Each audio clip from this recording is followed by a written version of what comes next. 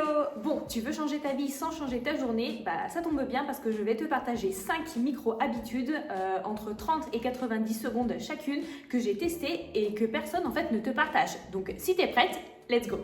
Et si tu veux plus d'énergie, moins de stress, des journées beaucoup plus fluides et ça sans te rajouter des lignes sur ta to-do list, eh bien ça tombe bien parce qu'en fait à la fin de cette vidéo je vais te partager un mini plan d'action on va dire pour que tu puisses tester les habitudes que je vais te proposer dans cette vidéo pendant 7 jours et du coup en fait ça va te permettre de créer des routines bien-être pour toi. Et en parlant de routine, d'ailleurs si tu n'es pas au courant, j'ai sorti mon offre qui s'appelle Glow Up Your Routine qui te permet en fait de créer en 8 semaines tes routines personnelles qui vont t'aider justement à prendre soin de toi, à accorder du temps pour ton bien-être dans ton quotidien et ce même si tu as un emploi du temps archi blindé. Donc je te laisse toutes les informations en description. Allez, on y va!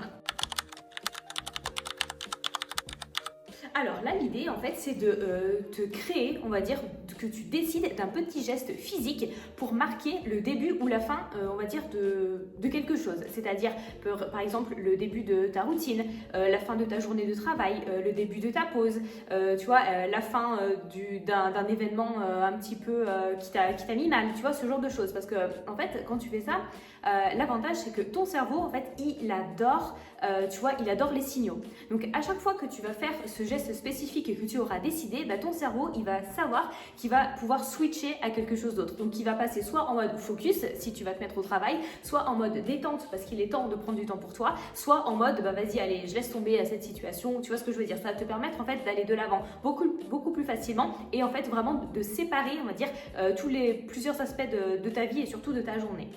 Donc l'idée, tu vois, c'est vraiment de choisir un petit truc facile. Donc ça va être, je sais pas, peut-être enlever tes bijoux, ça va être vaporiser, je sais pas, une brume quand tu rentres chez toi, ou ça va être peut-être aller te faire couler un café, enfin j'en sais rien en fait, tu vois, tu adaptes le geste en fait en fonction de la séquence de ta journée, en fonction justement de ce que tu veux commencer ou ce que tu veux finir.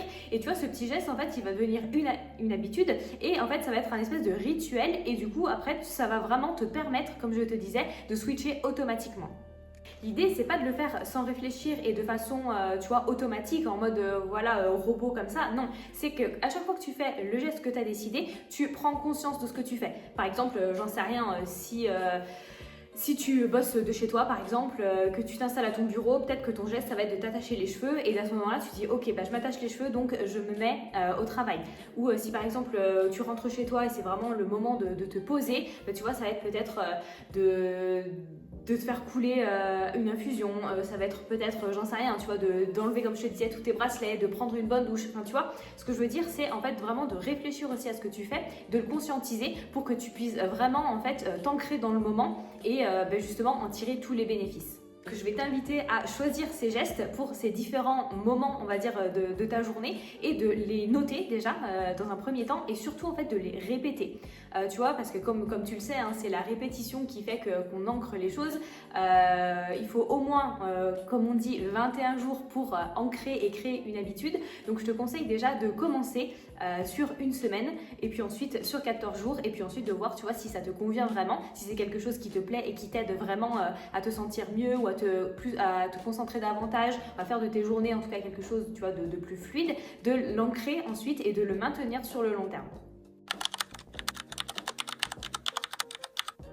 Nommer à haute voix, tu vois, les émotions que tu ressens, surtout les négatives, hein, parce que bon, en général, quand c'est de la joie, tu vois, tous les trucs positifs, bon, on n'a pas trop besoin de prendre du recul, on profite du moment présent. Mais c'est surtout les émotions négatives, quand on commence à les ressentir, en fait, le dire à haute voix, ou en moins les conscientiser, en fait, ça va désamorcer instantanément, tu vois, la charge émotionnelle. Et prendre conscience, en fait, de ce qu'on ressent, ça va nous permettre de créer justement de la distance avec ce sentiment, cette émotion négative, et ça va permettre justement d'agir plutôt que de réagir.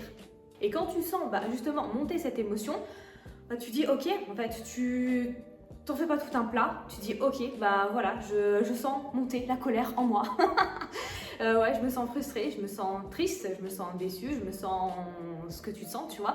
Et en fait, voilà, t'en prends conscience, tu l'acceptes et c'est ok. Et tu vois, bah, ça, c'est que l'avantage, c'est que bah, tu peux le faire un petit peu en toutes circonstances, tu vois. T'as pas besoin d'être dans un moment ou dans un lieu précis. Bah, voilà, tu accueilles, tu te dis, bah, de toute façon, c'est comme ça, tu acceptes ce que tu ressens. Et déjà, le fait de ne pas lutter, ça va t'aider à la faire passer un petit peu plus rapidement. Et surtout, en fait, un truc super important à savoir, si tu ne le savais pas déjà, les émotions, elles durent quelques secondes, voire quelques minutes. Et en fait, c'est nous qui les maintenons avec notre cerveau, avec notre mental, avec tous les films qu'on se fait autour et qu'on se rabâche et qu'on se monte la tête, etc., etc. Donc tu vois, juste en prenant conscience de ce que tu ressens, bah, tu sais qu'en soi, si toi-même t'en rajoutes pas et tu t'enlises pas dans tout ça, bah, tu sais qu'en fait, ça va passer assez vite. Et donc voilà, le but, c'est de prendre conscience de comment tu te sens, de ce qui se passe dans ton corps, dans ta tête, et puis en fait de laisser couler pour pas te pourrir ta journée. Après avoir passé du temps sur les écrans, bah, ce que je te conseille vraiment, c'est de faire une pause, on va dire, ou un mini reset d'1 minute, donc 60 secondes, pour faire une, on va dire, décharge numérique. Pourquoi ? Bah parce que franchement, on le sait, les écrans, ça nous sollicite, je sais pas trop si on peut dire ça comme ça, que ce soit l'écran d'ordi où tu lis tes mails, où tu regardes des films, ou si tu prends ton téléphone et que tu scrolles, on sait que de toute façon, on est toujours surchargé, inondé d'informations, quelles qu'elles soient, positives comme négatives. Et bah, du coup, notre cerveau, tu sais qu'il enregistre beaucoup de choses, et que lui, en fait, même si toi, tu passes à autre chose, lui, il va encore continuer à traiter les infos et à réfléchir. Tu vois, moi, je me rappelle que quand je scrollais comme une dégénérée sur TikTok, et ben en fait, même si j'arrêtais, dans mon cerveau, j'avais encore les musiques, parce qu'en plus, c'est genre tout le temps les mêmes musiques, parce que quand c'est une tendance, tu vois tout le temps la même chose, et comme ça, et j'entendais dans ma tête. En fait, j'avais l'impression de jamais me reposer, et que mon cerveau, il était tout le temps en train de tourner, tu vois, et c'était lassant, c'était pas du tout reposant du tout. Donc là, comme je te disais, l'idée c'est vraiment en fait de poser ton écran, que ce soit ton écran de téléphone ou ton écran d'ordinateur, et de faire quelque chose de complètement différent pour t'aérer l'esprit et pour passer un petit peu aussi à autre chose. Donc complètement différent, ça dépend du lieu où tu es, hein. Soit tu peux aller prendre l'air, soit ça veut dire peut-être aller discuter avec une collègue, soit ça va être, j'en sais rien, te poser et vraiment prendre 1 minute pour toi, pour respirer, tu vois, pour faire peut-être une mini méditation, peut-être pour écrire un petit peu sur ton carnet. Mais en tout cas, il faut vraiment, tu vois, que tu arrives à te déconnecter et que tu arrives en fait vraiment à stopper ton cerveau, à le faire passer à complètement autre chose, et surtout en fait à l'apaiser après tout ce qu'il a vu, après tout ce qu'il a, tu vois, enregistré.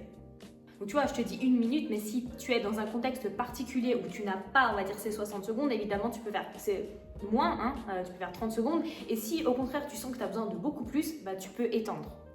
D'ailleurs, je ne te l'ai pas encore dit, mais si ce n'est pas déjà fait, je t'invite fortement à t'abonner parce que ça fait toujours plaisir, hein, évidemment. Et puis comme ça, tu es sûr de voir toutes mes autres vidéos. Et dis-moi en commentaire quels autres sujets de vidéos tu voudrais que j'aborde sur ma chaîne. Ou sinon, si tu veux pas me dire ça, tu peux juste me faire un petit coucou parce que ça fait toujours plaisir. Sache que je lis et que je réponds à tous les commentaires sans exception. Maintenant, on va passer à une autre micro-action. Donc, comme je te dis, micro-action, c'est vraiment, comme je te disais en tout début de vidéo, des actions entre 30 et 90 secondes. D'accord ? Donc là, l'idée, c'est de faire des petites choses qui sont assez rapides, que tu puisses inclure très facilement dans ton quotidien ultra chargé. D'accord ? Donc là, quelque chose qui fait vraiment du bien et qui paye pas de mine, c'est genre, quand tu as fini ta journée, le soir, tu rentres et tu écris juste une ligne et tu dis « Aujourd'hui, j'ai… » tu vois, et tu mets quelque chose de positif que tu as fait. Aujourd'hui, j'ai marché pendant ma pause déj. Aujourd'hui, je sais pas, j'ai cuisiné. Aujourd'hui, j'ai fait un plat maison. Aujourd'hui, j'ai lu une histoire à mes enfants. Aujourd'hui, j'ai pris le temps de me faire un masque pour le visage. Aujourd'hui, je me suis inscrite à un nouveau cours de sport. Tu vois, juste une seule phrase, mais attention, que du positif, avec une petite victoire, quelque chose en tout cas qui t'a fait te sentir bien. Ça, du coup, déjà, ça te permet de voir quelque chose de positif que tu as fait pour toi aujourd'hui, et surtout, en fait, ça t'évite, si tu n'aimes pas écrire ou si tu n'as clairement pas le temps, tu vois, de prendre un journal et d'écrire des pages et des pages, alors que soit tu n'aimes pas écrire, soit tu n'as clairement pas le temps. Tu vois, vois, c'est vraiment un petit pas vers toi, vers ce que tu as fait de bien pour aussi t'auto-féliciter et te rendre compte que en fait, il n'y a pas besoin toujours de faire des choses exceptionnelles.